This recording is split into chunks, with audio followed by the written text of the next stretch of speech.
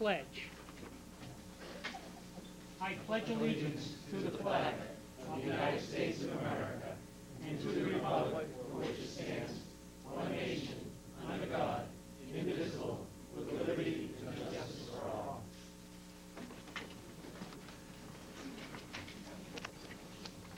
Before we get for the superintendent of the school committee, Right in the middle. Right over there, David.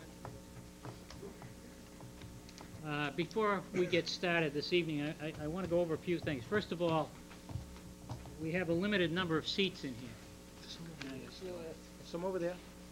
So everybody needs to be seated. And when all the seats are filled, we're going to have to hold off and keep people out to meet our fire requirements. When we get into the public comment section of the meeting,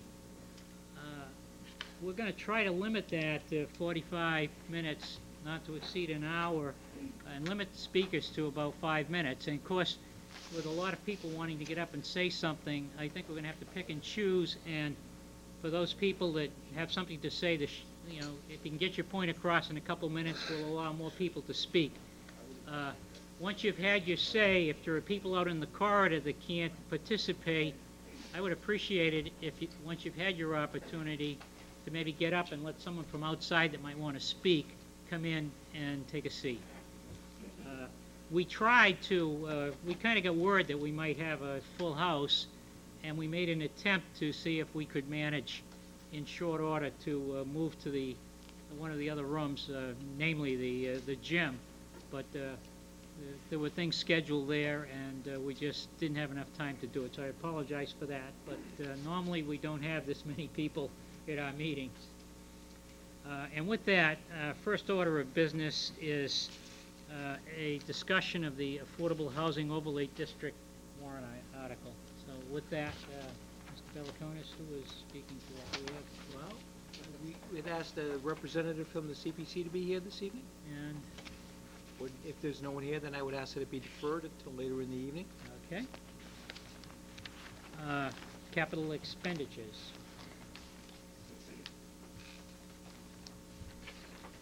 Board members, as you know, the capital improvement plan is a spring and a fall initiative. The spring town meeting is limited to those items that either we would borrow for or we would provide funding from one of our enterprise funds.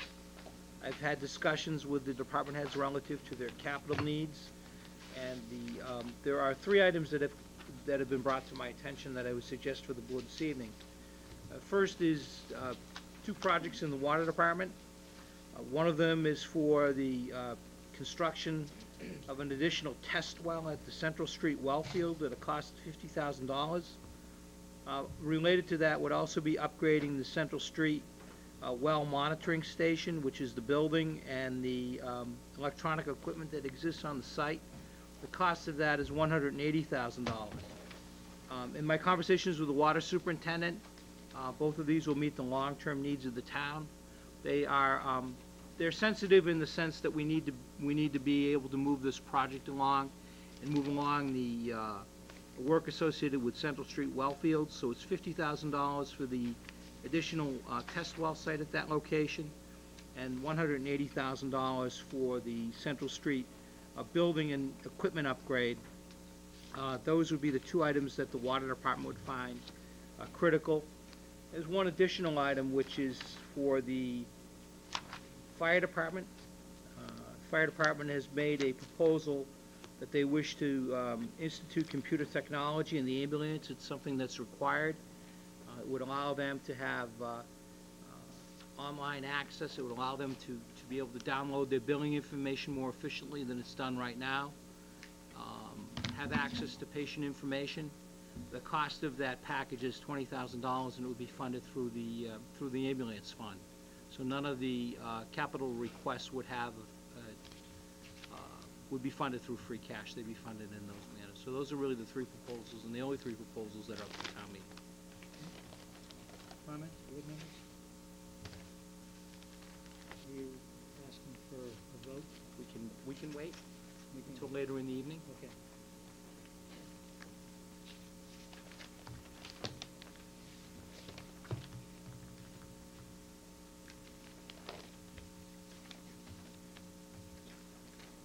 the next item is the discussion of the operating budget.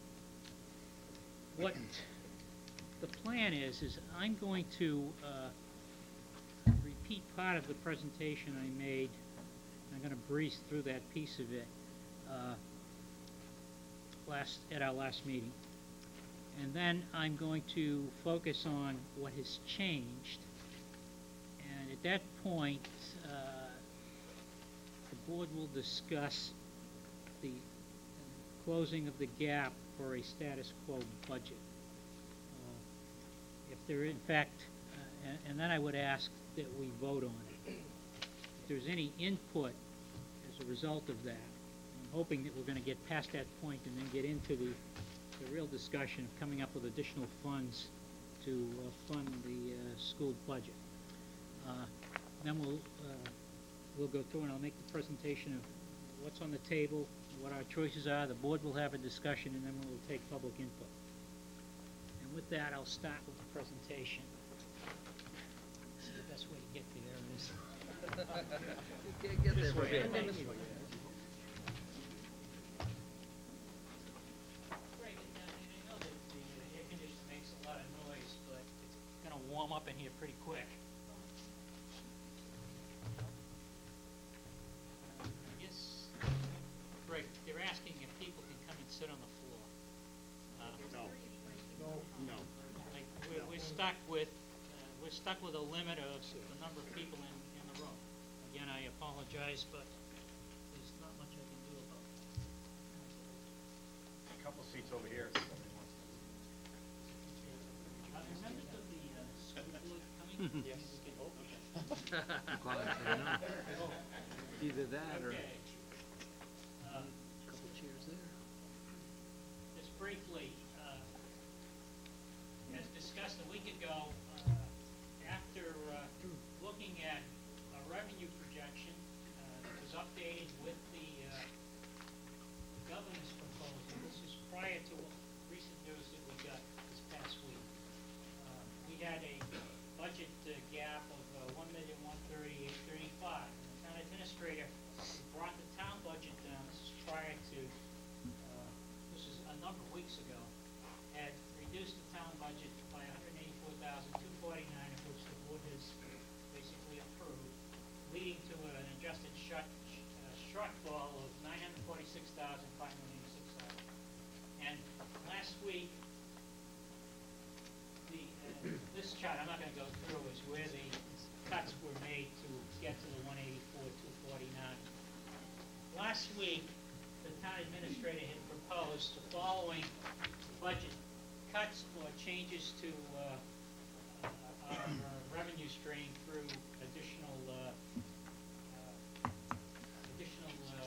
fees, or in some cases transferring some of our costs, for example, in recreation, to the revolving fund, and no longer fund that portion in the town budget. It's $800,000. The board Can't do anything about it because we're set up. we're very concerned about the vocational numbers, so what we don't did have was cable we TV. just eliminated it.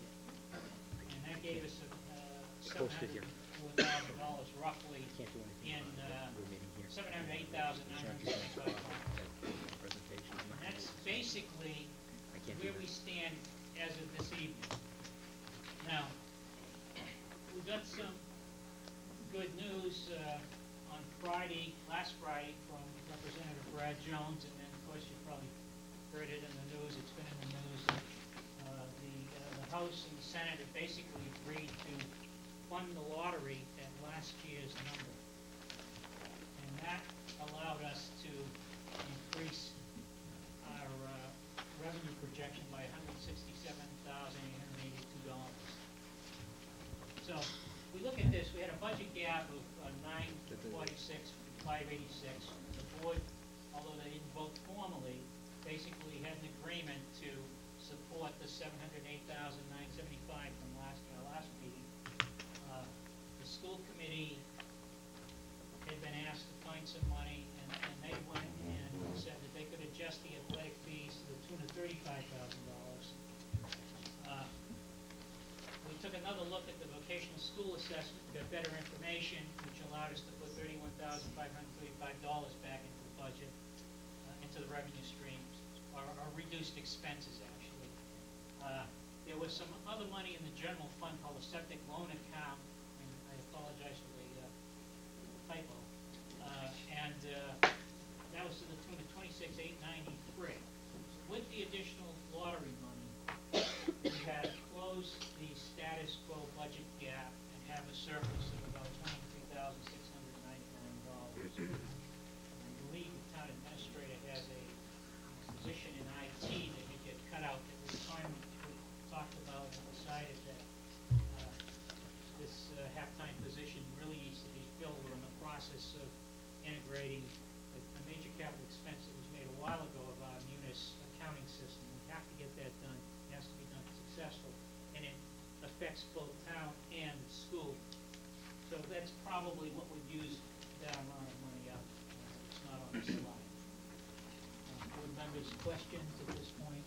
At this point, what I'd like to know, if we have a consensus and we can vote on the status quo budget gap. We will take the votes afterward, but what I'd like to know is if we have a consensus, then I want to move on. If we don't, we need to discuss it. I'm all set. If I may, Mr. Chair, the status quo budget, did that include the increase in the trash fees? Yes. Okay, well, as you know, I was not in favor of that, so I'd have to say That's the, no for me. that goes back to the 946. Right, right, so I'd have to say no for me on, Okay, but, Michael, Steve? Can I move on, or are we gonna? Steve? Again, I don't particularly, couple of things. As I expressed last week, I have some concerns and reservations in relation to transferring funds from the debt stabilization fund. I think that's somewhat short-sighted. In relation to the sanitation budget, I feel much the same way as Joe. I'm gonna go back to this other slide, just so that we can.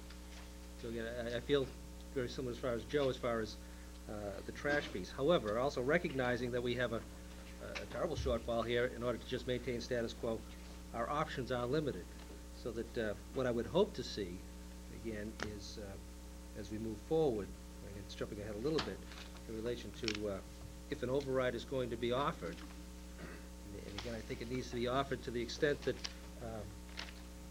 the general government side has to put something on the table here too, and this is one of the things that's on the table as far as the sanitation budget.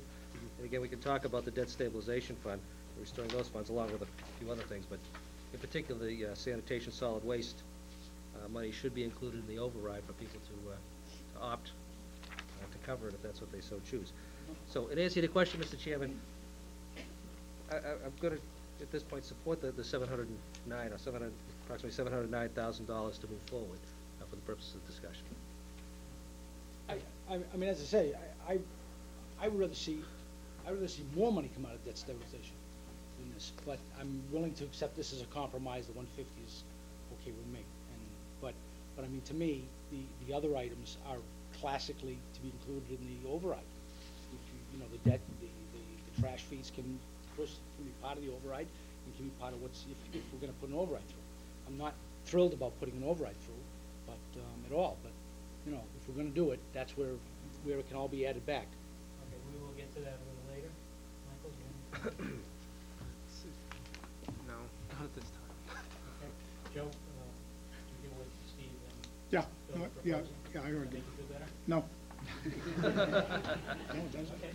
All right, so it would appear that we have a consensus, albeit 4-1, to vote, and we'll do the voting motions after further discussion for the 700, for the status quo budget. That we've closed that gap, and now it's time to move on. I've stated publicly, I think other board members feel that there is an issue. We do not have enough money. We're not funding the school department budget to its needs. I don't think any member of the board feels differently about it. There's lots of differences of opinion as to how we go about funding it. Because obviously, we've had to struggle and make some changes to